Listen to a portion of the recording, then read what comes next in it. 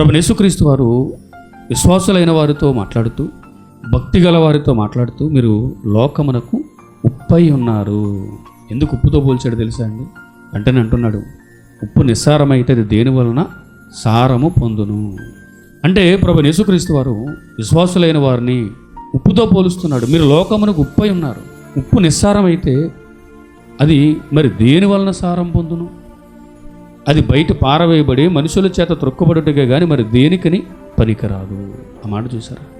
విశ్వాసులైన వారు ఎంత ప్రత్యేకమైన వారో, ఎంత శ్రేష్టమైన వారో, ఎంతటి గొప్ప భాగ్యాన్ని వాళ్ళు సంపాదించుకున్నారో చెబుతూనే మీ శ్రేష్టతను, మీ ప్రత్యేకతను, మీ గొప్పతనాన్ని, దేవుడు మీకు ఇచ్చినటువంటి ఆధిక్యతను మీరు పోగొట్టుకుంటే మరలా దాన్ని తిరిగి సంపాదించుకోవటం సాధ్యం కాదు.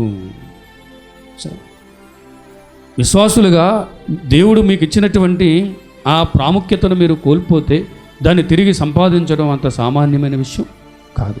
నిజంగా దేవుని సన్నిధిలో ఉండి వాక్యాన్ని నేర్చుకుని దేవునిందు భయభక్తులు కలిగి చక్కని జీవితాన్ని కలిగి ఉండటానికి దేవుడు అవకాశం ఇచ్చినప్పుడు, రక్షణ భాగ్యాన్ని ఇచ్చి నిజంగా విలువైన సంపదను, లేదా భూమి మీద ఏ సంపదలు సాటి రాని రక్షణ భాగ్యాన్ని దేవుడు మనకిచ్చి ఆ రక్షణను కాపాడుకోవడానికి కొన్ని పనులు దేవుడు మనకు అప్పగించి నిజంగా ఇంత శ్రేష్టమైన జీవితాన్ని ఇచ్చినప్పుడు దీన్ని ఎలా కాపాడుకోవాలా అన్న ఉద్దేశమే ఉండాలి తప్ప ఎవరు కూడా నిర్లక్ష్యంగా తీసుకోవడానికి వీలు లేదు. ఎందుకంటే ఈ భాగ్యాన్ని పోగొట్టుకుంటే మరలా తిరిగి రాదు.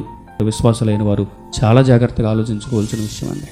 ఇలాంటి విలువైన మాటల యొక్క సారాన్ని మర్చిపోయి ఏదేదో దేని కొరకు పరుగులు తీస్తూ ప్రమాదాల అంచున బతికిస్తున్నారండి క్రైస్తవులు.